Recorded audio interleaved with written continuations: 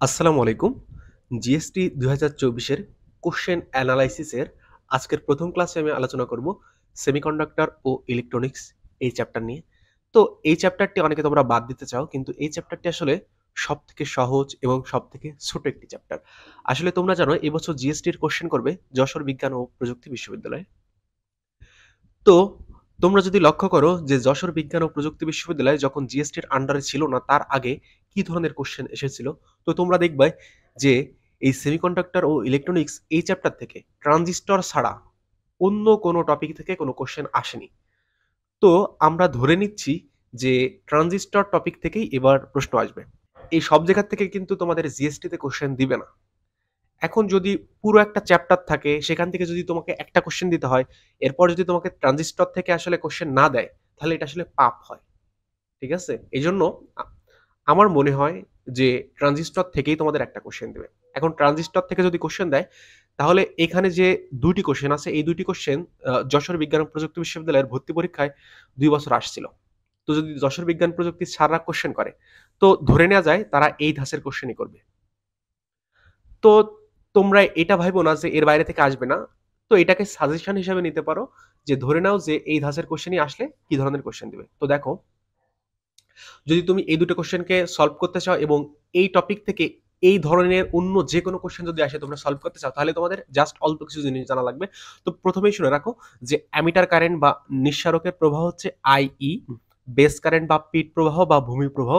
এখানে যে প্রত্যেকটা নাম আছে, অ্যামিটার কারেন্ট বা নিঃসারক প্রবাহ, বেস কারেন্ট বা পিট বা ভূমি কারেন্ট, আইবি, কালেক্টর কারেন্ট বা সংগ্রহক কারেন্ট, আইসি। এখন এখানে প্রত্যেকটার বাংলাকে মনে রাখবা। অনেকে হয়তো আইবি, আইসি এভাবে মনে রাখো। এভাবে মনে না রেখে একবারে প্রত্যেকটার বাংলা নাম মনে রাখবা। এখন দেখো ট্রানজিস্টরের প্রবাহ আইই সমান আইসি যোগ আইবি। এখানের এই আইই সমান আইসি যোগ আইবি। এখন তোমরা যারা এইসব বুঝো না, এটা কিভাবে হয়?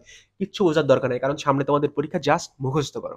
কারণ বোঝা টোঝা লাগবে না। পরীক্ষার খাতায় ওইসব কি তোমার মাথায় আসবে যে কোথায় কি লজিক হচ্ছিল? তোমরা জাস্ট মুখস্থ করো। এরপর দেখো আরেকটা জিনিস হচ্ছে amplification factor alpha equal to IC divided by IA. এটার নাম হচ্ছে এই যে প্রবাহ বিবর্ধন গুণক। এরপর হচ্ছে প্রবাহ লাভ বা কারেন্ট গেইন, এটা হচ্ছে বেটা। এখন দেখো এই কারেন্ট অ্যামপ্লিফিকেশন ফ্যাক্টর এবং প্রবাহ বিবর্ধন গুণক এই প্রত্যেকটাকে বাংলা এবং ইংরেজি উভয়ভাবেই তোমরা মনে রাখবে। এখন দেখো এই আলফা সমান IC divided by IB, IC divided by I, এই যে এই আইসি আর এই যে এই আইই। এরপর দেখো beta equal to IC divided by IB, এই আইসি এই আইবি। এখন দেখো এই আলফা ডিভাইডেড বাই বিটা সমান আইবি ডিভাইডেড বাই আইই। তোমরা যদি এই আলফা আর বেটাকে ভাগ করো তাহলে আইবি আর আইই আসবে। এরপর দেখো এখন বিটা আর আলফার মধ্যে যে সম্পর্ক, beta equal to alpha divided by 1 minus alpha, আর আলফা সমান beta divided by 1 plus beta. এখন তোমরা এই সকল সূত্রগুলোকে এতদিন যেহেতু তোমরা অনেক অ্যাডমিশন টেস্ট অলরেডি ফেস করছো, তোমরা এই সূত্রগুলো তোমরা মুখস্থ করছো। তো আমি চাইবো আবার এই সূত্রগুলোকে মুখস্থ করো। আর যারা এই চ্যাপ্টারকে বাদ দিয়েছো তারা শুধু এই জিনিসটুকু, এই যে এই স্লাইডে যা কিছু আছে তোমরা শুধু এই জিনিসটুকুকেই মুখস্থ করো। এরপর দেখো এই জিনিসটুকু যদি তোমরা পারো, তাহলে দেখো এই যে কোশ্চেন আসছে এই কোশ্চেনগুলোকে তোমরা একবারে যেকোনো মানে খুব সহজে সলভ করতে পারবা। তো দেখো এখানে আলফা দেয়া আছে আর আইসি দেয়া আছে। তো দেখো এই সূত্রে আলফা দেয়া আছে আর আইসি দেয়া আছে, তাহলে তুমি আই বের করতে পারবা না? তো দেখো এইভাবে আইই বের করছে। আইসি আলফা সমান আইসি ডিভাইডেড বাই আই, এখান থেকে আই বের করছে আর তোমাকে আইবি বের করতে বলছে। আর তোমরা জানো না আই ইকুয়াল টু আইসি যোগ আইসি যোগ আইবি। তাহলে এই সূত্রে এখন তুমি এই আইসি এর মানও জানো, সরি, এখান থেকে তুমি হচ্ছে কিসের মান, এখান থেকে আই এর মানও জানো, আইসির মানও জানো। তো তুমি আইবি এর মান বের করতে পারবে না? তো এখান থেকে তুমি আইবির মান বের করছো। এখানে দেখো ট্রানজিস্টরের পিট প্রবাহ। এখন যদি তুমি এই যে এই পিট প্রবাহ, এখানে পিট প্রবাহ না দিয়ে তো ভূমি প্রবাহ বলতে পারতো, এভাবে বলতে পারে। ট্রানজিস্টরের পিট প্রবাহ ও নিঃসারক প্রবাহ যথাক্রমে 0.05 মিলি অ্যাম্পিয়ার এবং 0.85 মিলি অ্যাম্পিয়ার হলে বিবর্ধন গুণক কত। সেক্ষেত্রে এখানে দেখো এই যে এই প্রবাহ বিবর্ধন গুণক, এই যে এই বিবর্ধন গুণক আলফা এর মান বের করতে বলছে। তো দেখো আলফা এর মান বের করতে কি কি লাগবে? আইসি আর আই লাগবে। এখানে কি কি দেয়া আছে? এখানে হচ্ছে আইসি, তাই না? আইসি মানে কি ছিল? আইসি মানে ছিল সংগ্রাহক কারেন্ট। এখানে কি সংগ্রাহক কারেন্ট দেয়া আছে?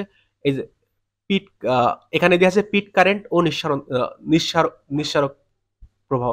তো দেখো নিঃসারক প্রবাহ আইই আর পিট হচ্ছে আইবি। তো আইই এবং আইবি এই দুটো দেয়া আছে। তো আইই আর আইবি যদি থাকে, আইই আর আইবি থাকলে তোমরা আইসি বের করতে পারো না? তোমরা আইসি বের আইই আর এখানে কি কি দেওয়া আছে দেখো, আইই দিয়ে আইবি দেওয়া আছে আর আইই দেওয়া আছে, আইই আর আইবি। তো তোমরা এই সূত্র থেকে আইসির মান বের করতে পারো না? এই সূত্রে ফেলায়, এই যে এই ট্রানজিস্টরের প্রভাব সূত্রে ফেলায়। তো তুমি সেভাবে হচ্ছে আইসি এর মান বের করলে। তো আইসি এর মান যদি বের করো, তো আলফা সমান আইসি ডিভাইডেড বাই আইই। দেখছো এখানের ম্যাথগুলো একবারে সহজ। তোমরা শুধু এই স্লাইডে যে সকল জিনিসগুলো আছে একবারে জাস্ট সূত্রে ফেলাবা। তো তোমরা যারা এই সেমিকন্ডাক্টর চ্যাপ্টারটিকে বাদ দিতে চাচ্ছ, তোমরা শুধু এই পৃষ্ঠায় যা কিছু লেখা আছে এইটুকুকে মুখস্থ করো। আশা করি যে যেহেতু যশোর বিজ্ঞান প্রযুক্তি স্যার এবার কোশ্চেন করবে, তারা আমার মনে হয় এই স্লাইডের মধ্য থেকেই কিছু না কিছু দিবে। তো সবার জন্য শুভকামনা। ধন্যবাদ সবাইকে।